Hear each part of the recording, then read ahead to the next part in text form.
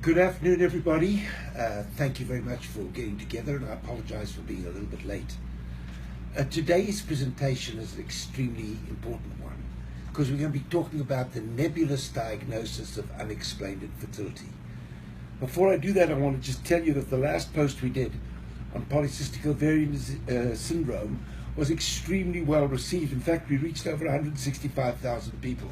And based on the traffic and the information and the sharing of this video with others, it's had a tremendous impact, and I've spoken to and responded to many people on the topic. Today's subject of unexplained infertility is perhaps even more relevant because it impacts about 10% of all women with infertility or couples with infertility.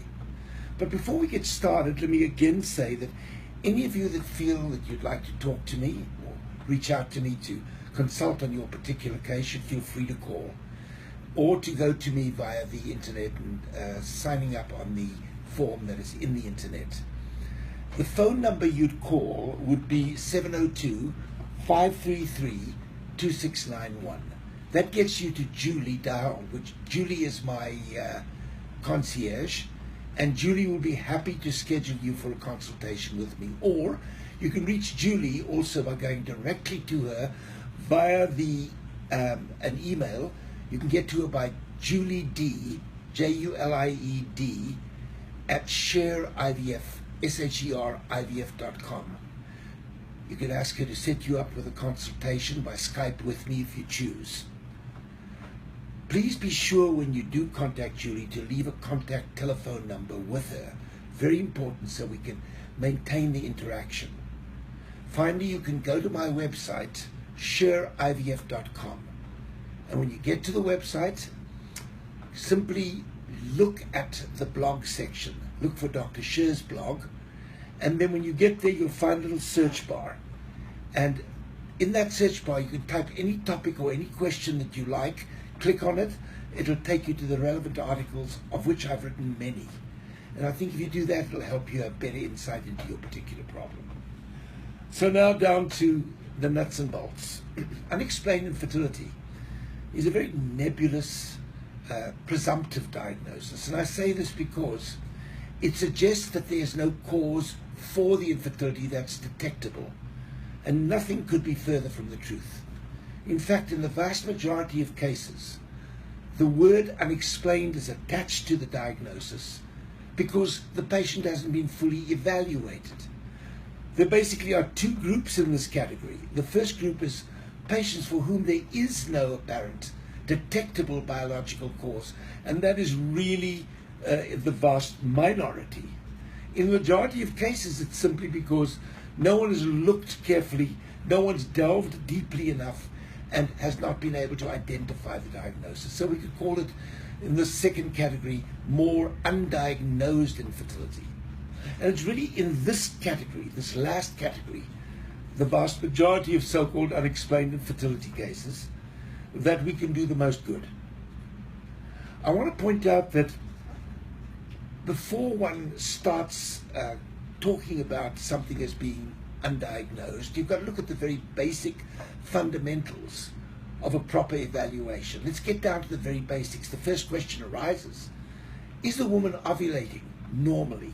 Normally means about 14 days before she menstruates. Is there a proper hormonal support for ovulation as the egg actually leaving the follicle? I mention this because in some cases there's a condition called luteinized unruptured follicle syndrome. The woman goes through all the features of an ovulation.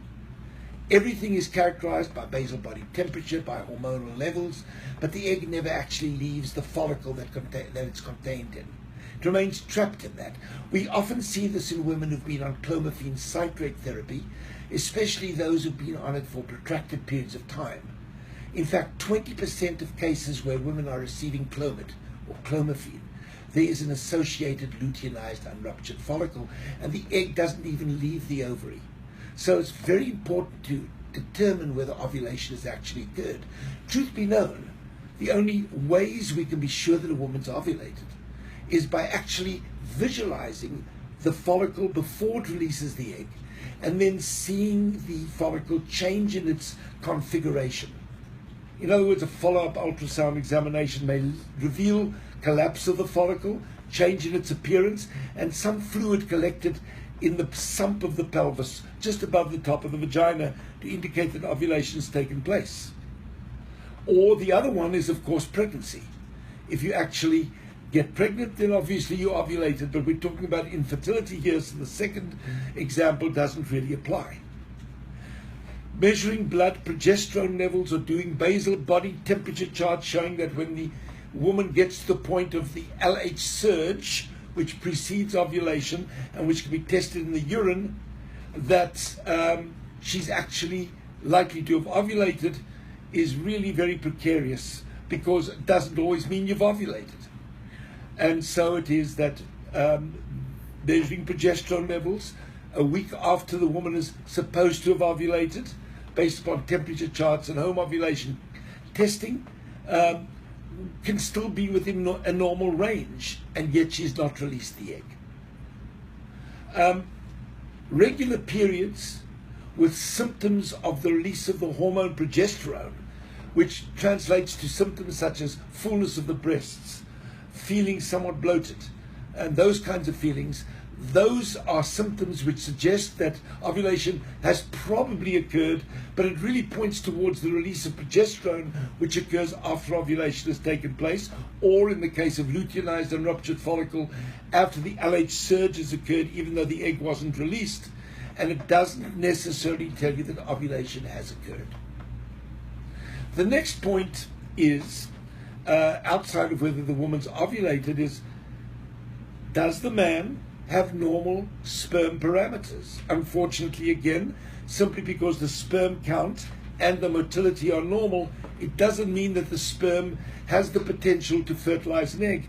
There's situations where the man has antibodies in his produced in the sperm that bind the sperm or block their ability by covering the surface of the head of the sperm. Think of the sperm as looking like a tadpole, and prevents the enzymes at the tip of the sperm from coming in contact with the egg and entering it, so that you can have all these parameters be normal, and yet because of these so-called antibodies which bind sperm together or block their ability to fertilize an egg, the woman is unable to be fertilized by the man.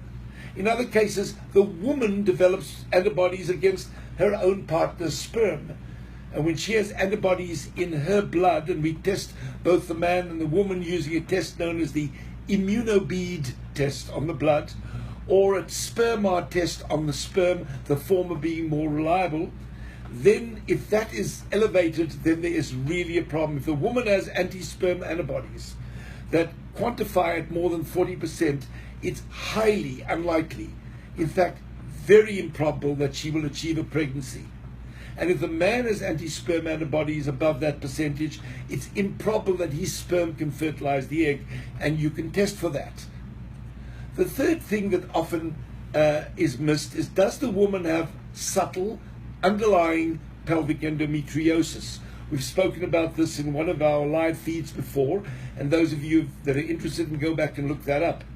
But with endometriosis, there's a toxic pelvic environment created. An environment where these lesions that grow outside the uterus release toxins into the pelvic cavity.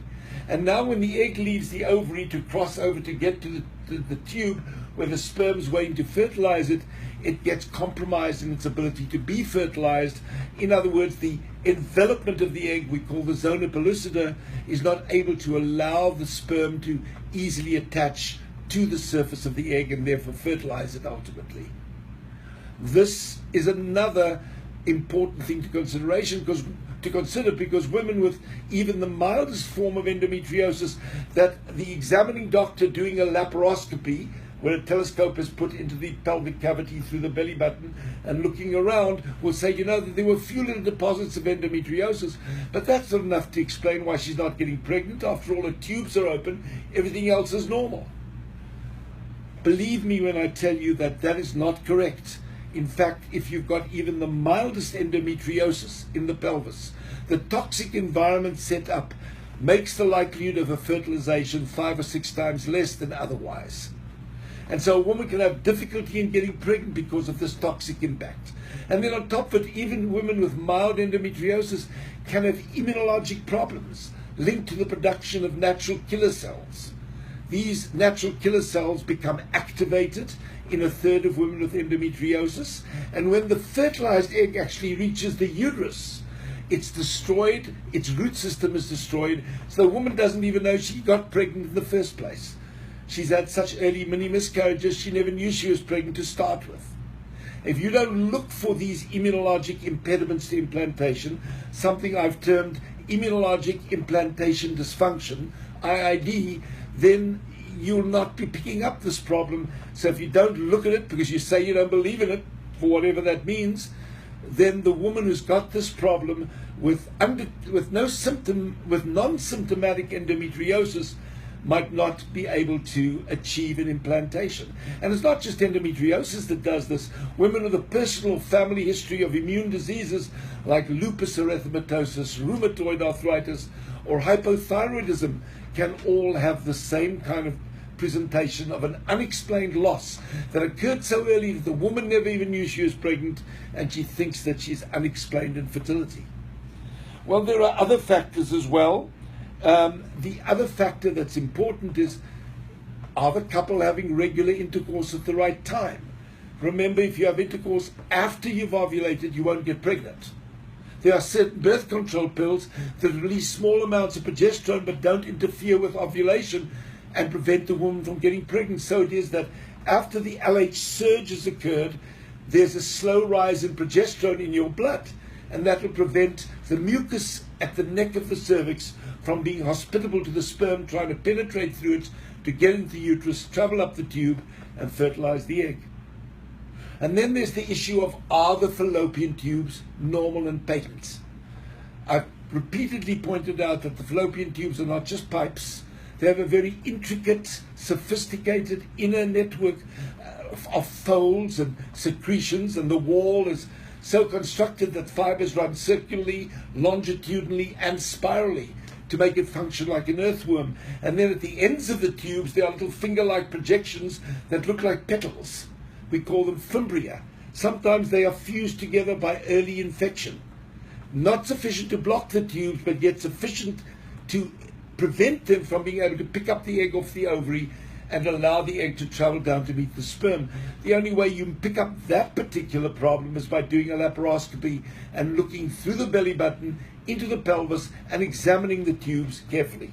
You can't examine the interior of the tube for aberrations of this sophisticated folds and networks and the secretions that I've referred to.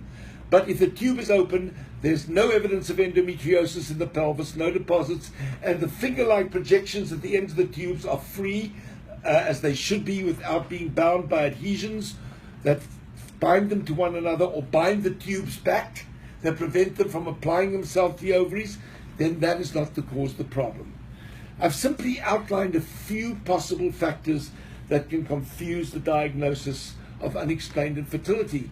You've got to look for those things, or otherwise you'll keep calling something unexplained when in reality it's nothing else but undiagnosed.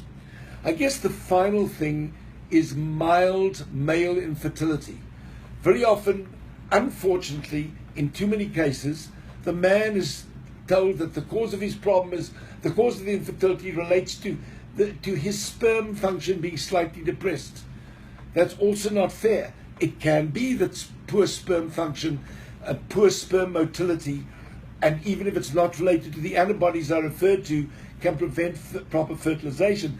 But most of the cases of mild male infertility, that's usually not the cause of the infertility, and somebody's just not picked up the other problems, like endometriosis or immunologic impediments to implantation, or luteinized unruptured follicle, or abnormal functional ovulation, where the length of the time from the ovulation to the point of the period is shortened, or there's inadequate hormonal support. We often refer to this as a luteal phase defect. We've got to look for all these things thoroughly, and I can't overemphasize how important it is to do so, because if you don't, many couples are going to be told there's no explanation, when in reality the explanation is detectable identifiable, and addressable. So what do we do when we make this nebulous diagnosis and we've done the basic testing and it reveals that there's no obvious cause for the infertility? Well, in those cases, two factors that'll play important roles is, number one, how old is the woman? The older she is, the less likely it is that the eggs she produces will be normal and capable of producing a normal, chromosomally normal, which is an essential prerequisite for those eggs upon fertilization, making competent embryos that can propagate a pregnancy. So it becomes very, very important to realize that the quality of the woman's eggs is determined by her age and to a large extent also, and never forget this, by the protocol used for ovarian stimulation. Because if you use a one-size-fits-all approach, even a young woman who's got good quality eggs that are chromosomally normal will have them corrupted during their development by using the wrong protocol that creates an adverse environment in the ovary that doesn't support normal development of the egg, and then hence the eggs that are released tend to be abnormal chromosomally and cannot produce a viable embryo that is chromosomally normal. So age is a big factor, and, and the protocol used for ovarian stimulation. The question then arises, what is the second factor there? And the second factor is the ovarian reserve. The older a woman gets, the poorer the quality of her eggs. But the closer she gets to menopause, the fewer eggs she'll have left in her ovaries. Doing tests on her blood for FSH, LH, estradiol, and AMH will help determine how many eggs are actually left in her ovaries. If there are fewer eggs, there's no time to dilly-dally around. And besides, if she's got diminished ovarian reserve, then she's going to have a greater likelihood that the protocol used for ovarian stimulation, if not properly chosen and individualized, will corrupt egg quality and lead to poor quality eggs that in turn, upon fertilization, will lead to incompetent embryos that are chromosomally unable to propagate a viable pregnancy. And then the next thing is, once you've done all that, what do? Do you give the woman fertility drugs, or do you do in vitro fertilization?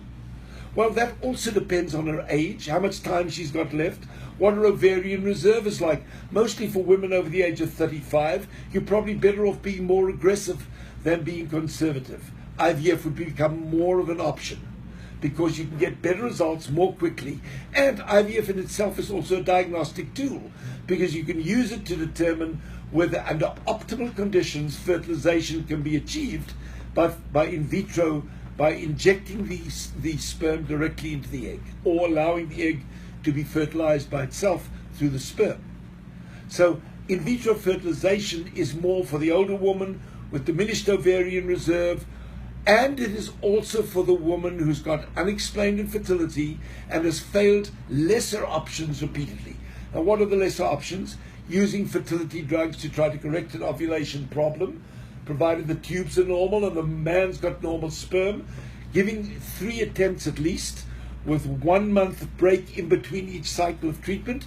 And the best way to stimulate couples or stimulate women who've got unexplained infertility is not through the use of clomiphene. You can try it, but Clomid has its downsides and reduces the chance of getting pregnant over what you can get when you inject with fertility drugs. Choosing the right protocol, doing injectable fertility drugs with or without intrauterine insemination of processed husband's sperm is the option for the younger woman with normal ovarian reserve and no pelvic endometriosis. For women that have tried this 3 times and not succeeded, then IVF becomes the option. And then it's important to understand that IVF isn't necessarily the first approach. In fact, it shouldn't be the first approach in most cases. But in situations like I've described, it is the best way to go. So this gives you, by way of an overview, some of the things that need to be considered that are often ignored in diagnosing and managing couples with so-called unexplained infertility. And whenever I hear this diagnosis of unexplained infertility, there's a red flag that waves in front of me and says, look, this really means that this is the time for you to be more detailed in your evaluation, more careful in trying to identify the cause before you implement treatment. thank you very much for attending. I hope you find this helpful. And again, if you would like me to talk to you about your particular problem, it'll have to be via Skype or in person if you're local in Las Vegas or in the Nevada area. Otherwise, it's by Skype, and the way to reach me is through Julie, my concierge, and you dial the number I gave you, which is 702-533-2691, or you access her by email through julied@shareivf.com, or you fill in an application form that is on my website, shareivf.com, but be sure when you fill it in to include your telephone number so we can get back to you. Thank you, and have a wonderful day and evening.